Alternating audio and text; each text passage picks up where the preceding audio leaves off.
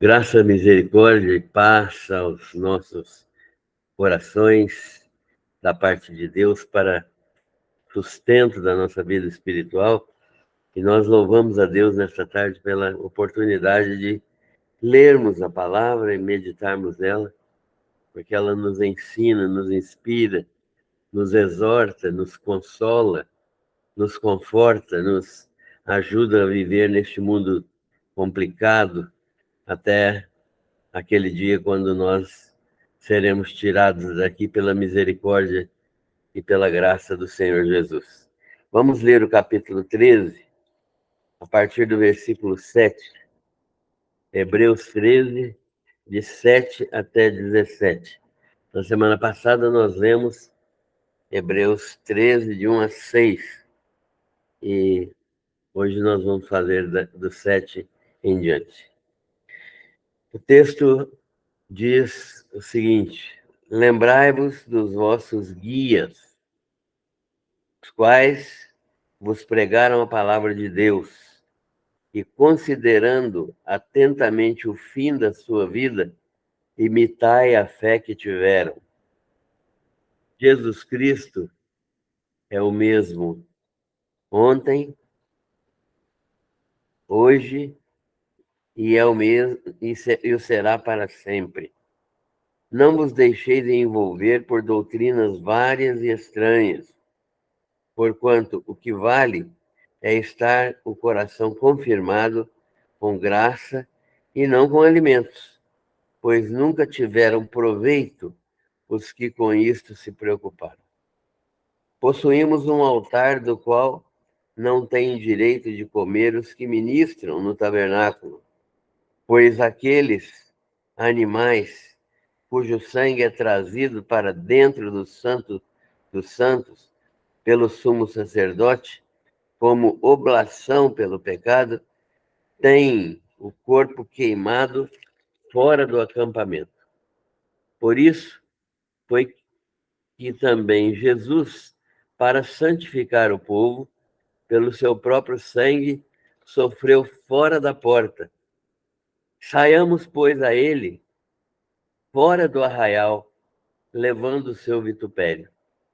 Na verdade, não temos aqui cidade permanente, mas buscamos aquela que há de vir. Por meio de Jesus, pois, ofereçamos a Deus sempre sacrifício de louvor, que é o fruto de lábios que confessam o seu nome. Não negligencieis igualmente a prática do bem e a mútua cooperação, pois com tais sacrifícios Deus se compraz. Obedecei aos vossos guias e sede submissos para com eles, pois velam por vossa alma, como quem deve prestar contas, para que façam isto com alegria e não gemendo, porque isto não aproveita a vós outros. Amém. Senhor, agradecemos-te pela tua palavra, nós queremos entendê-la e queremos praticá-la, queremos viver de acordo com essa palavra.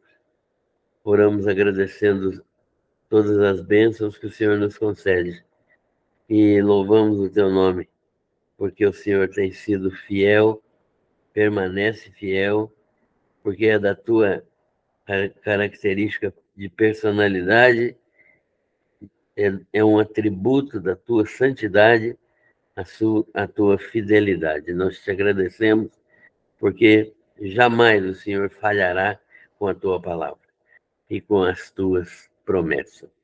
Nós te louvamos e te bendizemos, agradecendo tudo em nome de Jesus. Amém. Então, irmãos, nós vimos na semana passada que o texto bíblico falava sobre os deveres sociais, os deveres de relacionamento que nós temos para com os irmãos. Como deve viver um cristão? E o texto lido na semana passada mostra exatamente isso. ele nos exorta a vivermos em amor para com os irmãos, a não negligenciar a hospitalidade, a praticar sempre a, a graça, a misericórdia para com as pessoas, lembrar dos encarcerados, dos aflitos, dos presos, né? E viver de acordo com essa bondade de Deus para com as pessoas e honrar o matrimônio, viver uma vida digna de honra dentro do casamento, né? A prática do relacionamento conjugal santificada pelo Senhor, sem avareza, sem amar o dinheiro, sem amar os bens materiais, e crendo que Deus jamais nos deixará, nunca nos abandonará.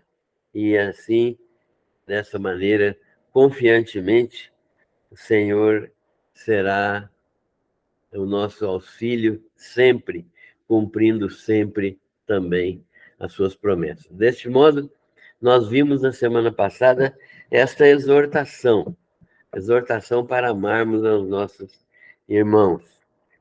No texto de hoje, que nós acabamos de ler, ele vai falar ainda como os crentes se relacionam com seus pastores e vai também falar a respeito de deveres espirituais que o crente tem, especialmente no relacionamento com doutrinas estranhas.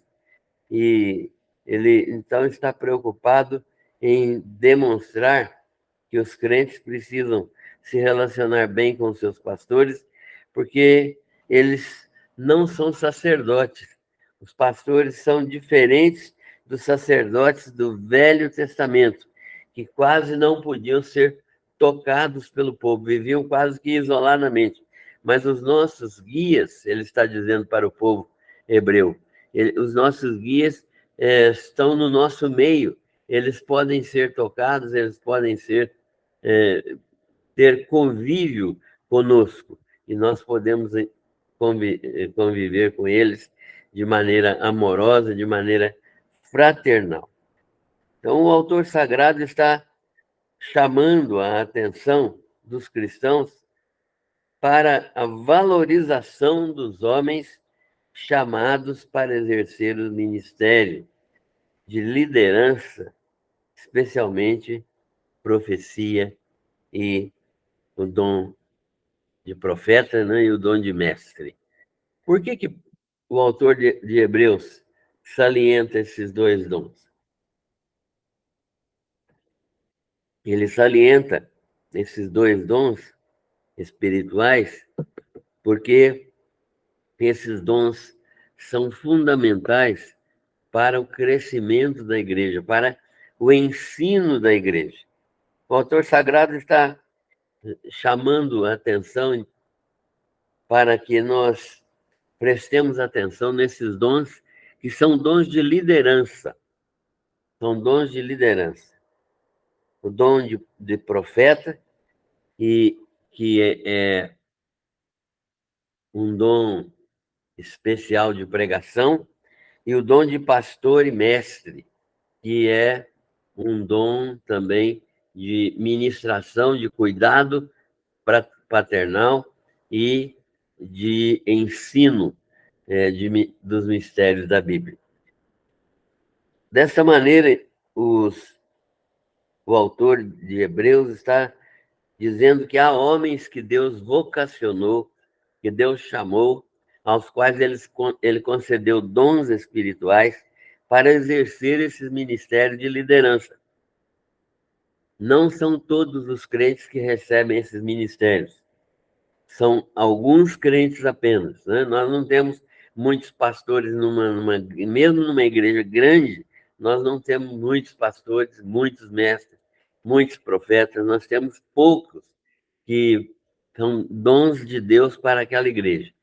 Não é a mesma coisa com o dom de profecia. O dom de profecia é um dom diferente do dom de profeta. O dom de profecia é uma graça que Deus concede a qualquer crente, homem ou mulher, para anunciar o Evangelho, para pregar o Evangelho. É a pregação da palavra com o objetivo de exortar, edificar e consolar. Esse é o dom de profecia. E o dom do profeta é também falar em nome de Deus, mas trazer a revelação da palavra de Deus. Ele lê a palavra de Deus e vem trazer a revelação de Deus para a igreja naquele tempo presente.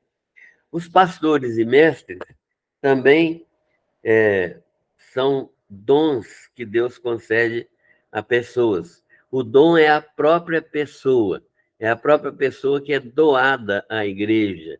Então, quando nós temos pastores segundo a vontade de Deus, eles são homens doados por Deus à igreja. Deus traz o pastor e o entrega à igreja para que ele exerça o seu ministério de liderança ali.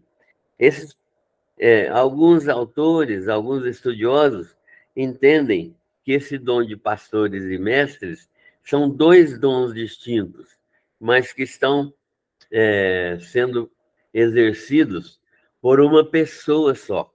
Já outros eruditos, estudiosos, eles entendem que o dom é único, pastor-mestre. Então, todo pastor deveria ser mestre. Eu tenho dificuldade de ter esse entendimento. Eu entendo que nós temos pastores e mestres, separadamente, distintamente. Os mestres são homens que estudam profundamente e sistematicamente a palavra de Deus e traz ensino aos crentes. Que tipo de ensino? Um ensino para que os crentes cresçam conhecendo os mistérios da palavra de Deus. Os crentes devem ser ensinados a conhecer, a reconhecer os mistérios presentes na palavra de Deus e crescer no conhecimento desta palavra de Deus.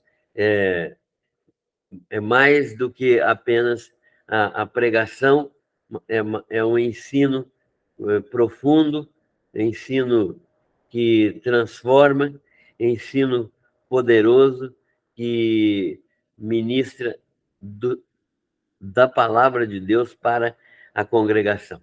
Esse homem é um pastor mestre, ou um mestre apenas. Na verdade, esses dois dons são dados à igreja, são dons de liderança, são homens que Deus escolheu para trabalhar nessas áreas. Eles são homens que são mencionados aqui no texto como guias. Que guias que eles são? O texto diz assim: lembrai-vos dos vossos guias. Ele está falando dos guias do passado, os quais vos pregaram a palavra de Deus, aqueles que viveram no passado. Muitos deles já tinham até morrido. E preste atenção neles, considerem atentamente o fim da vida deles, não só o fim, término da vida, como a finalidade da vida deles. Então, a palavra fim aqui se reveste de dois sentidos. Um é o término da vida, fim no sentido de acabar. E o outro é fim no sentido de finalidade, razão por que está sendo feito. Então, o texto nos mostra que esses homens aqui mencionados são os guias, os pastores ou profetas e mestres que cumpriram a sua missão até o fim de suas vidas. Esses homens que já morreram ou já deixaram de exercer o ministério, eles são dignos de serem lembrados com atenção. Por quê? Porque a vida deles é uma vida reta e eles precisam de ser imitados. Imitai a fé que tiveram. O texto é muito claro, mostrando que esses homens foram exemplos para os hebreus, e os hebreus devem aceitar essa orientação de imitá-los e de aprender com eles, aprender com o seu exemplo e prestar atenção nas finalidades da sua vida e no fim da sua vida, como que eles morreram, como que foi o testemunho final deles na morte. Muitos deles foram perseguidos, foram martirizados, então, mas não falharam, não voltaram atrás. Isso significa que o autor da carta aos Hebreus está dizendo: olha, vocês não estão sendo perseguidos, vocês não são nem da liderança da igreja, vocês estão sendo tentados a voltar atrás.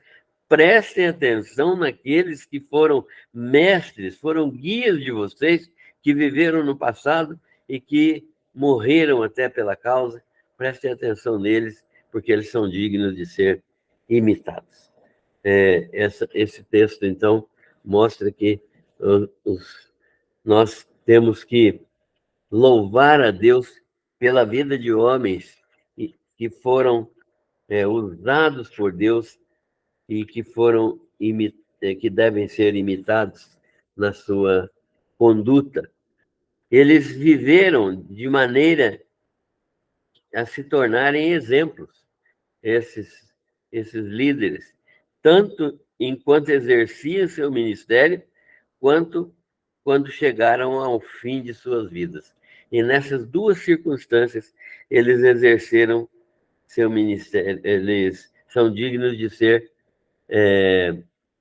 imitados, de terem a nossa atenção, dos hebreus, né, para quem está sendo dirigida a carta, de ter a atenção voltada para eles e seguir o seu exemplo.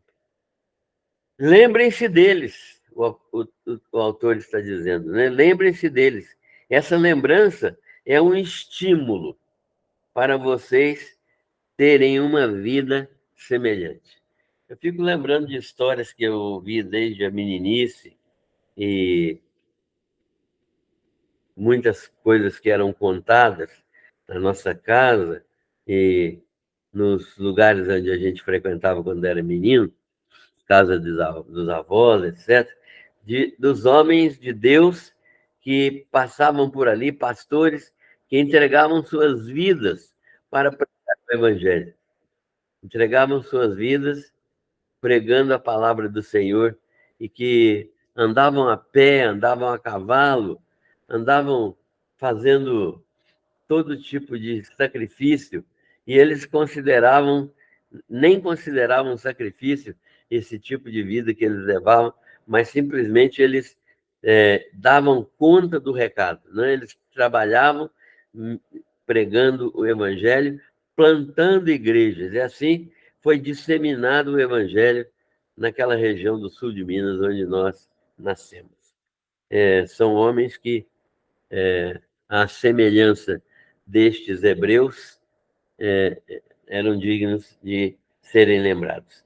Lembrem-se deles e procurem ter uma vida semelhante.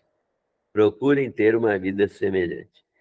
Uma vida cuja finalidade é a glória de Deus. É simples, né?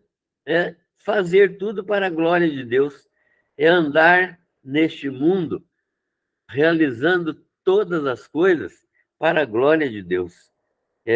Procurar ter uma vida semelhante, cujo término é uma manifestação de perseverança e fé. O término dessa vida, o final dela, é uma manifestação de perseverança e fé, né? Uma manifestação de um coração determinado a obedecer a Deus, independente das circunstâncias. Atentem para Jesus Cristo, diz o autor. Atentem para Jesus Cristo. Jesus Cristo é o mesmo ontem, hoje e o será eternamente. Ele é o mesmo que operou nos nossos irmãos do passado. Os nossos irmãos do passado receberam orientação, ajuda, consolo, paz, receberam força espiritual de Jesus. Ele é o mesmo do passado. E como ele é Deus vivo também e imutável, ele continua agindo do mesmo modo hoje. Então o autor está dizendo, olha, no passado Jesus agiu na vida dos nossos antepassados, na vida dos nossos irmãos que passaram por aqui e que já morreram. Jesus Cristo é o mesmo, ele continua agindo do mesmo modo que ele agiu nos crentes do passado. E ele está presente hoje, agindo no nosso meio. E, por causa de sua eternidade, por causa de sua eternidade e por causa de sua fidelidade, ou seja, a sua invariabilidade, ele não pode mudar, Jesus Cristo não pode mudar, ele é o mesmo sempre, ele continuará a agir nas vidas dos cristãos no futuro e para sempre. O que o autor está dizendo? Ele está dizendo, olha, Jesus agiu no passado, está agindo no presente, vai continuar agindo no futuro, na vida de todos os crentes, porque ele não pode mudar, ele é fiel, e ele tem fidelidade.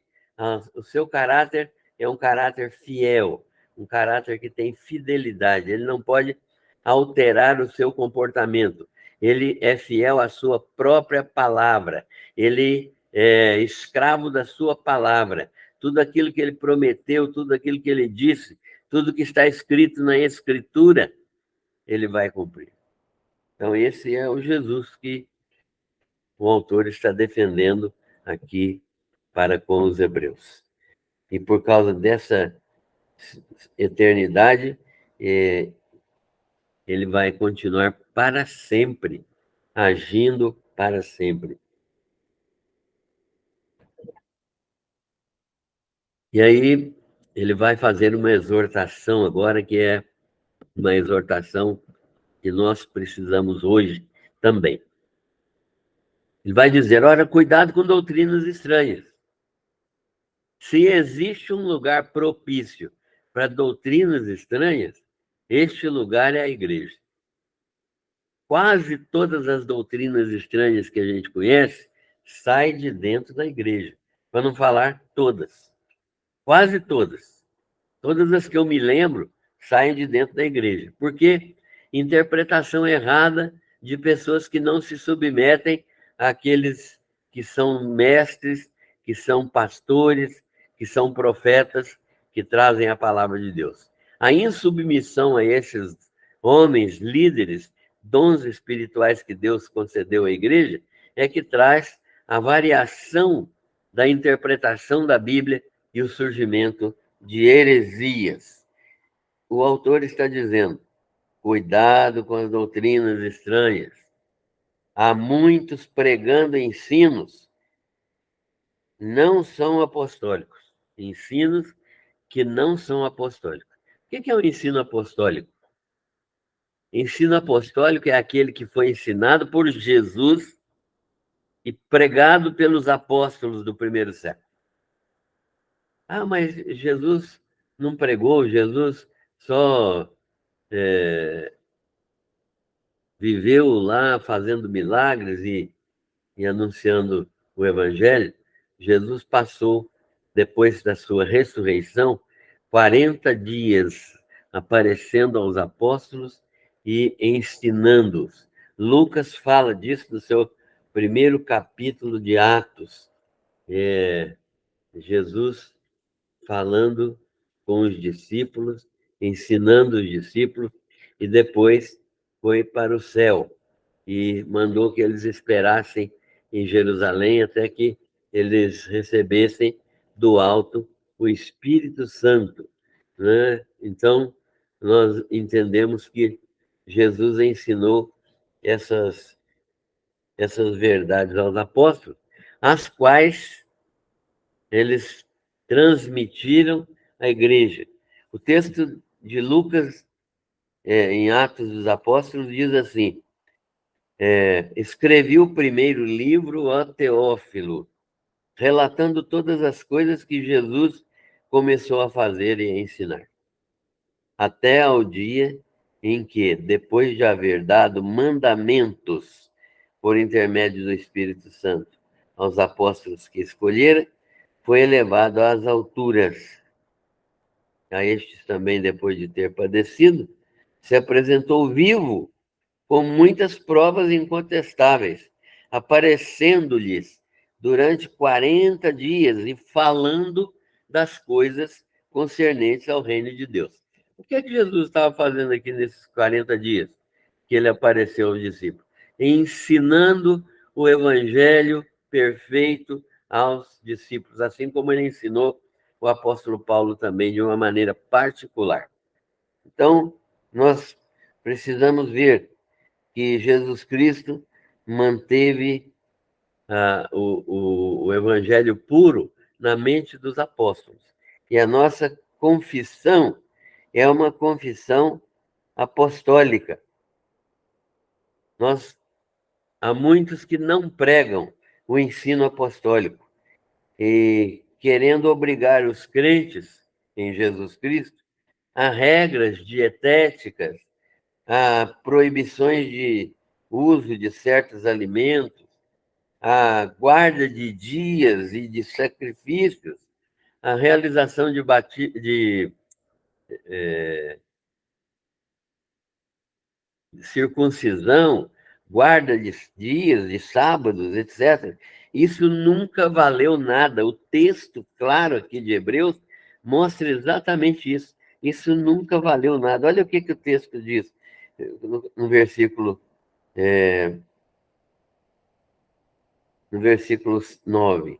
Não vos deixeis envolver por doutrinas várias e estranhas, porquanto o que vale não são essas doutrinas, é estar o coração confirmado com graça e não com alimentos, pois nunca tiveram proveito, não valeu nada para ninguém aqueles que com isso se preocuparam.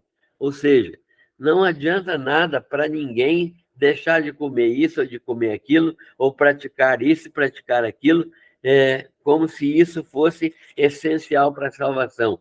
Essencial para a salvação é confiar plenamente, o coração confirmado com graça, reconhecendo a salvação operada em Cristo Jesus.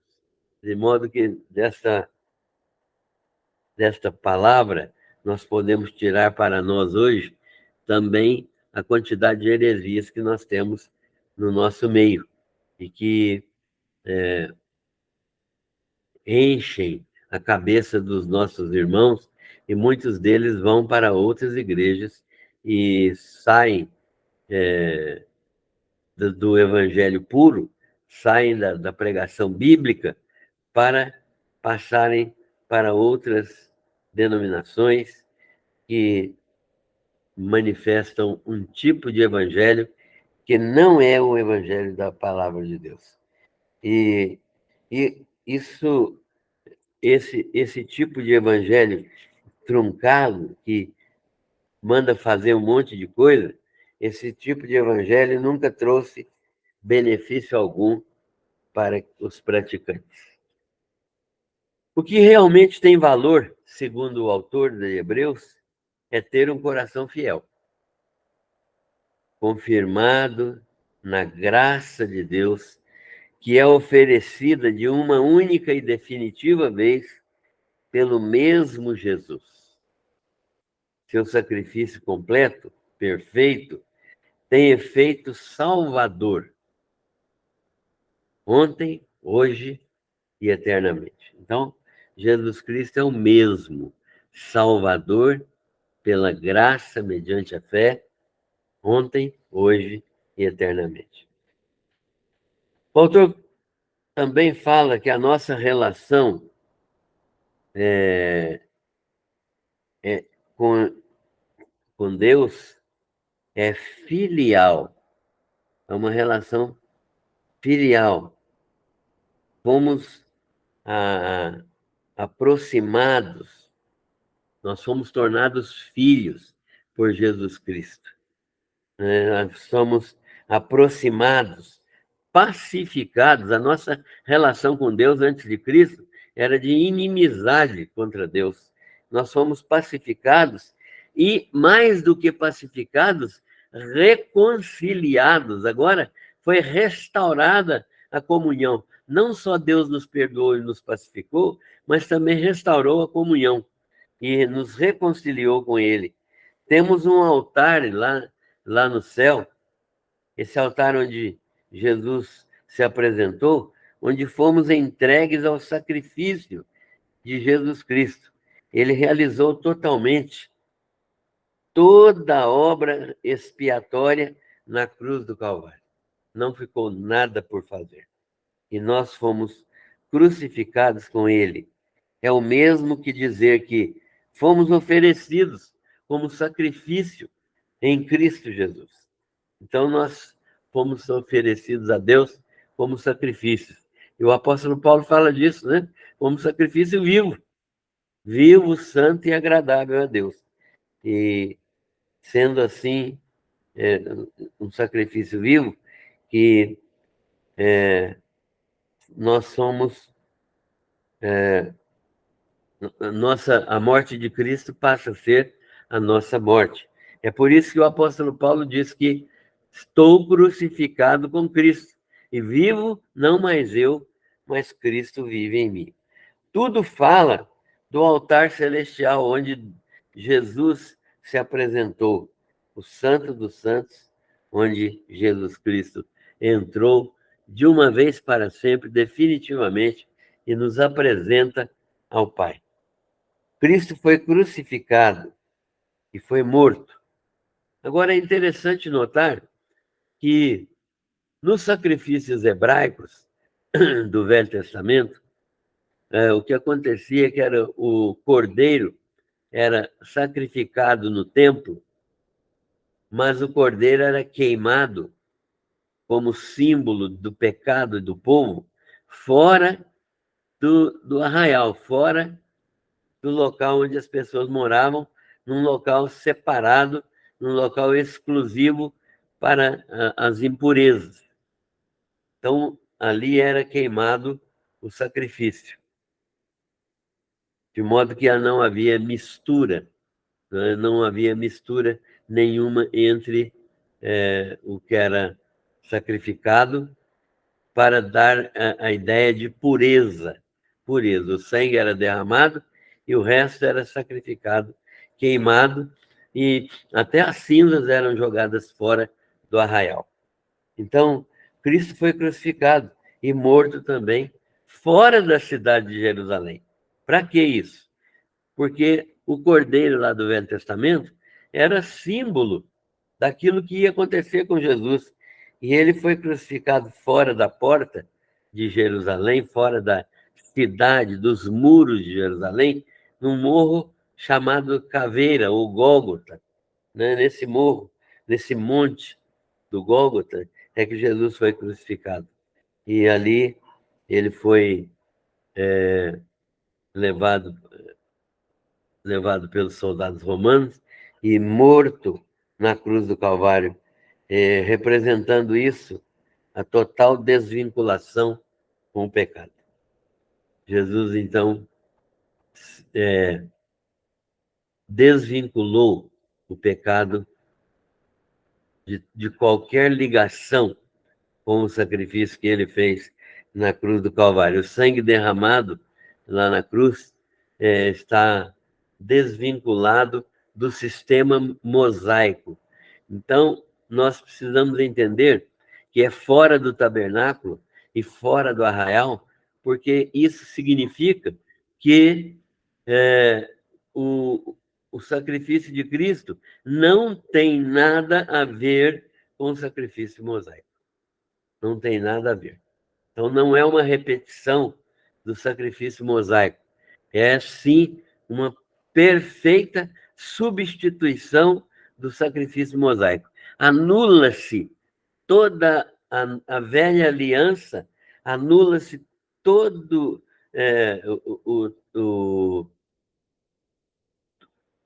tudo aquilo que era feito para perdão de pecados, matando cordeiros, tudo que era do velho pacto, e isso tudo é anulado pela morte de Cristo, e é estabelecido um novo pacto, que não tem nenhuma relação.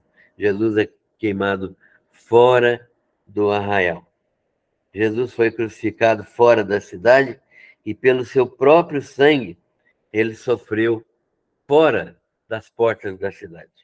Isso demonstra que verdadeiramente não há ligação entre o sacrifício de Cristo e o sacrifício da lei de Moisés. Os que insistem em ter outro acesso à presença de Deus, o autor está falando daqueles que insistem em ter outro acesso à presença de Deus por meio de outros sacrifícios, por meio de outros caminhos que não o caminho que é Jesus, essas pessoas não têm o direito de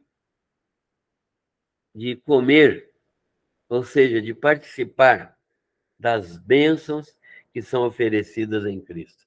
A advertência do autor aqui é a seguinte: vocês querem voltar ao judaísmo?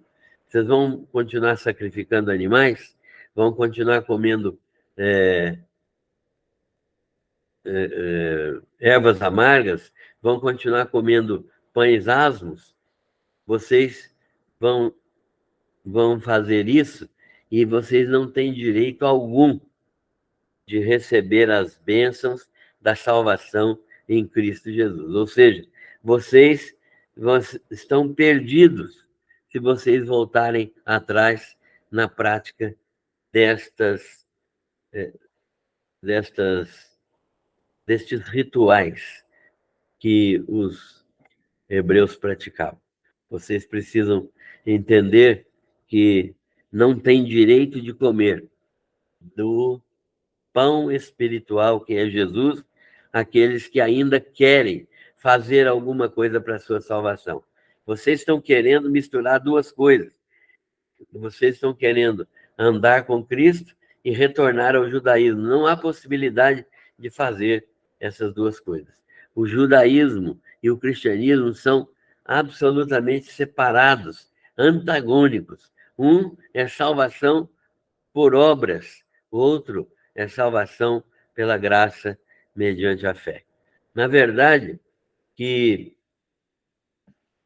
no Velho Testamento, os que ofereciam sacrifícios sabiam que aqueles sacrifícios representavam o Senhor Jesus, representavam o cordeiro que viria, o cordeiro que tira o pecado do mundo.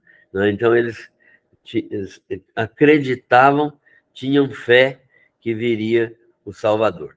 Mas, a partir de uma determinada época, realmente, depois do cativeiro babilônico, os judeus, começaram a praticar a religiosidade deles para ser salvos, e não por causa de acreditarem, de terem fé naquilo que eles estavam fazendo. Então, o escritor convoca os judeus cristãos a sair para fora do arraial. Vamos sair, por isso foi que também Jesus sofreu fora da porta, saiu do arraial. Saiamos, pois, a ele fora do arraial, levando o seu vitupério. O que o autor está dizendo aqui? Ele está dizendo que o escritor, que os judeus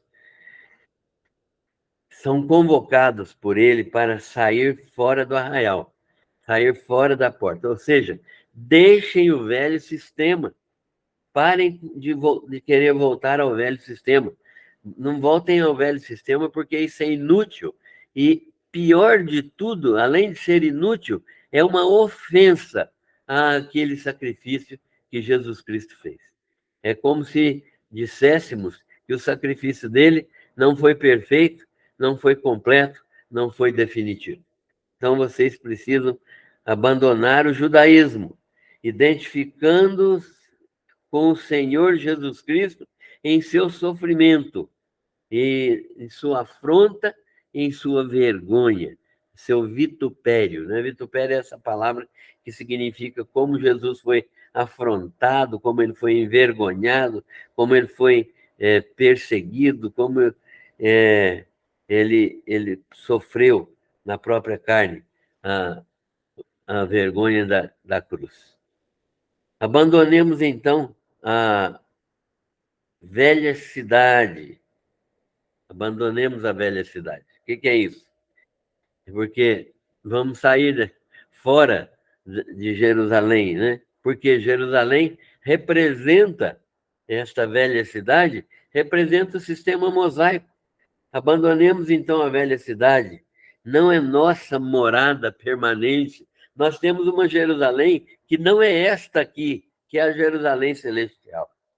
Essa Jerusalém celestial é dada a todos os crentes que estão em Cristo Jesus e que é nossa morada permanente, nossa cidade real, a cidade que há de vir, que é futura, que é celestial, onde nós vamos habitar para sempre, a nova Jerusalém com Jesus Cristo e com todos os salvos. Deus deve ser sempre exaltado. E o sacrifício verdadeiro que lhe agrada, sacrifício que faz o coração de Deus se enternecer, e que ele requer, Deus requer esse sacrifício, é o louvor que parte de lábios que confessam seu nome. Que coisa maravilhosa, né? Não é matar um animalzinho, não é fazer penitência, não é andar de joelho, subindo escada de joelho, não é fazer novena, não sei quantas orações, não é, não comer isso, não comer aquilo, não é guardar o sábado, não é fazer nada disso. O que vale é outra coisa. Deus deve ser sempre exaltado, e esse sacrifício verdadeiro que agrada o seu coração é o louvor de lábios que confessam o seu nome. Agora, é importante notar que o louvor que agrada a Deus é um louvor de lábios que confessam o seu nome. Ou seja, é fundamental que nós saibamos que é só de crente.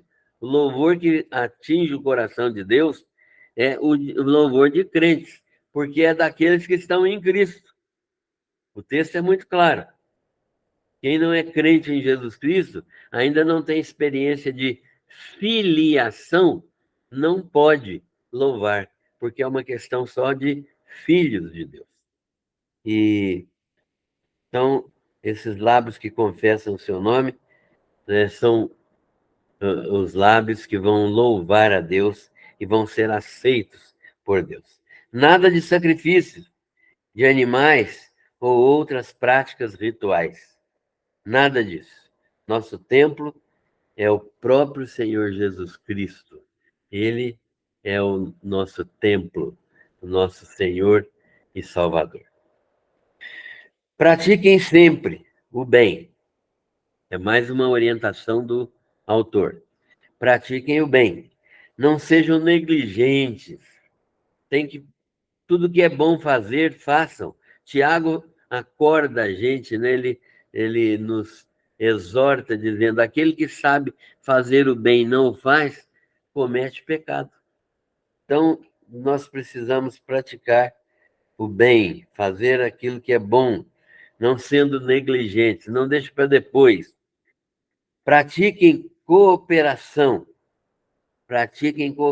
mútua, ajudando-se uns aos outros.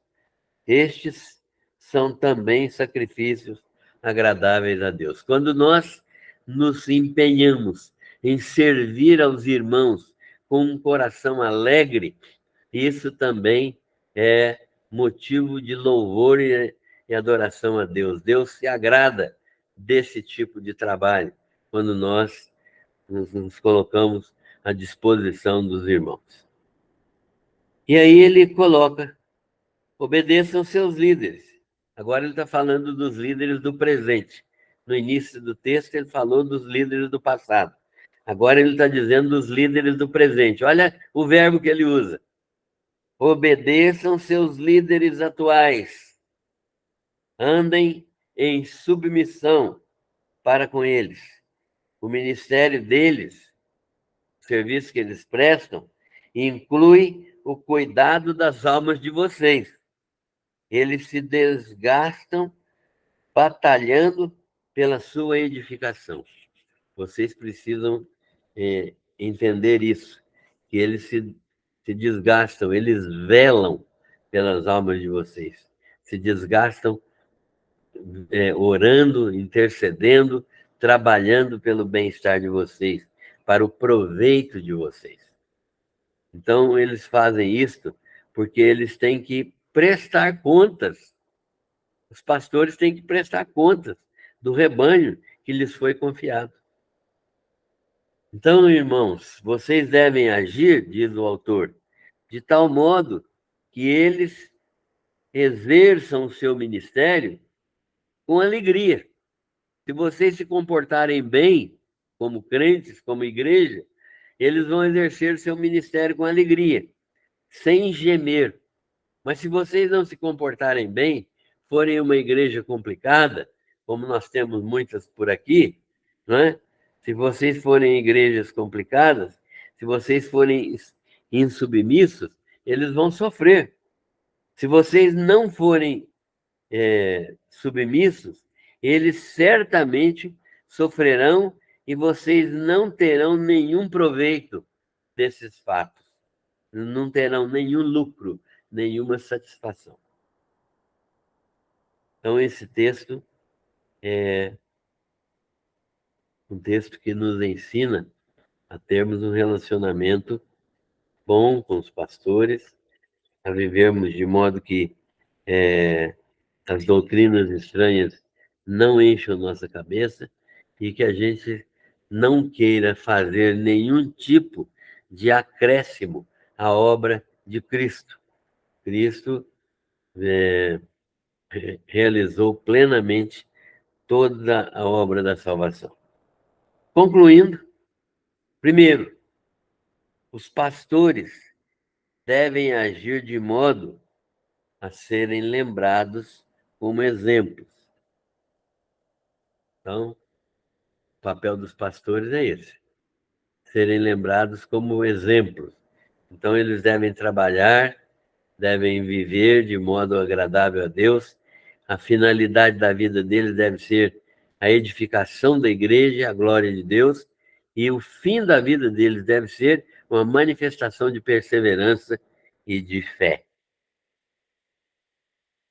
Isso também serve para os crentes, serve para nós. Segundo, os pastores devem agir de modo a serem respeitados como líderes e devem ter zelo amoroso pela vida dos crentes no presente. Então, os pastores devem agir de modo a serem respeitados. Como que eles fazem isso? Servindo a igreja, servindo a Deus, servindo ao Evangelho, à causa do Evangelho, e pregando a palavra do Senhor para a edificação da igreja. E ajudando os crentes a se encontrarem, a terem o seu dom desenvolvido para que a igreja cresça no perfeito conhecimento de Cristo, né? Os crentes devem submissão, em terceiro lugar, aos seus pastores, e devem fugir de todo tipo de doutrina que não tenha sólida base bíblica. Toda doutrina ensinada, que não seja ensinada pelos mestres da igreja, ela deve ser checada. Até aquelas que são ensinadas pelos mestres da igreja devem ser checadas, aquelas doutrinas que são ensinadas biblicamente. Por quê? Porque os pastores e os mestres devem ensinar fugindo das doutrinas falsas.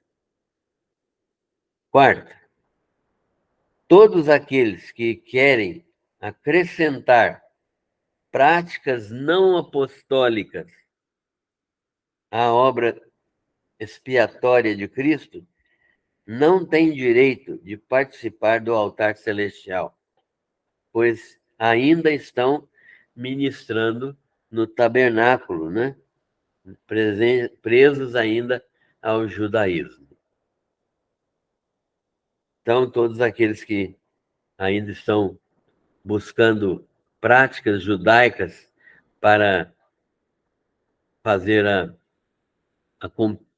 completar a obra de salvação, é porque não estão crendo plenamente na obra salvadora de Cristo e estão servindo ainda ao tabernáculo, estão vivendo no tempo ainda da lei de Moisés. Finalmente,